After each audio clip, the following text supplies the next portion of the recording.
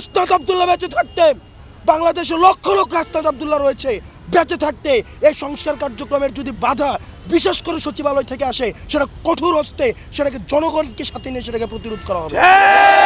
আপনারা যদি এই 5 আগস্ট পরবর্তী বাংলাদেশে আপনারা জনগণের মুখোমুখি দাঁড়িয়ে আপনারা যদি এই সরকারকে আপনারা হুমকি দেন, ধামকি দেন যে এই সরকার সংস্কার কার্যক্রম যদি করে থাকে তাহলে সেটিকে আপনারা বাধা দিবেন, আপনারা মনে রাখবেন এই জনগণ আপনাদের বিকল্প খুঁজে নেবে। সচিবালয়ের বিষয়টা মানে এখন সচিবালয়েও দেখলাম আন্দোলন হচ্ছে, বিক্ষোভ হচ্ছে, এনবিআর সংস্কারও বাধা দেওয়া হচ্ছে।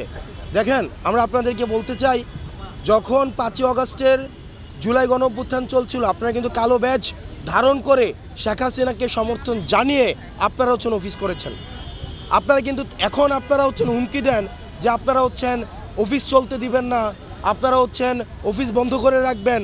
5 আগস্ট কিন্তু আপনাদের এই হিম্মতটা ছিল না যে শেখ হাসিনার চোখে আঙুল দিয়ে শেখ হাসিনার ক্ষমতাকে প্রশ্নবিদ্ধ করে আপনারা কিন্তু তখন কেউ পদত্যাগ করেননি।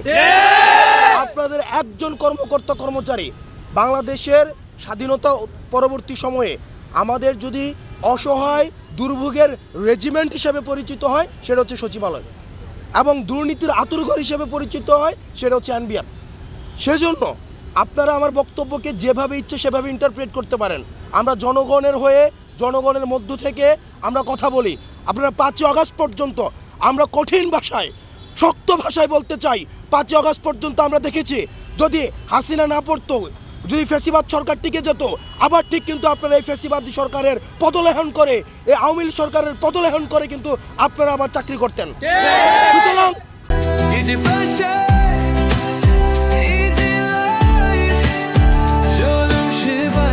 আপনারা যদি এই 5 আগস্ট পরবর্তী বাংলাদেশে আপনারা জনগণের মুখোমুখি দাঁড়িয়ে আপনারা যদি এই সরকারকে আপনারা হুমকি দেন, ধামকি দেন যে এই সরকার সংস্কার কার্যক্রম যদি করে থাকে তাহলে সেটিকে আপনারা বাধা দিবেন, আপনারা মনে রাখবেন এই জনগণ আপনাদের বিকল্প খুঁজে নেবে। 5 আগস্ট পর্যন্ত আপনাদের একজনেরও কোনো সচিবালয়ের কোনো সচিব, কোনো কর্মকর্তা, কোনো কর্মচারী কি পদত্যাগ করেছিল? একজন কি পদত্যাগ করেছিল?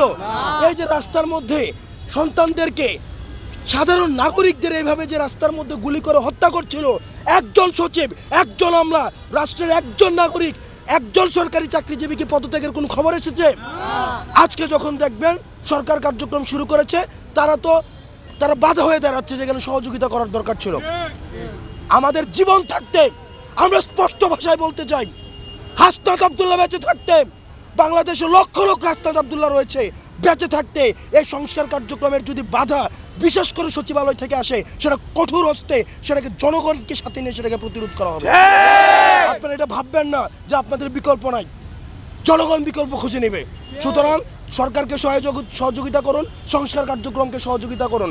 আপনাদের যদি সংস্কার কার্যক্রম নিয়ে কোনো পর্যালোচনা থাকে, কোনো মন্তব্য থাকে, সেটা আপনারা নিজেরা আলোচনার মধ্য দিয়ে সেটা সমাধান করুন। কিন্তু সরকারকে যদি জিম্মি করেন সেটার পরিস্থিতি ভালো হবে না, কারণ আপনাদের এই হিম্মত ছিল না, আপনাদের এই ধরনের কোনো হিম্মতই ছিল না ফ্যাসিবাদ সরকারকে প্রশ্নবিদ্ধ করার। নতুন রাজনৈতিক পট পরিবর্তনের অপেক্ষায় রয়েছে, তারা তাদের মতামত জানাতে চায়, আমরা কি বলতে চাই সেটা তারা শুনতে চায়।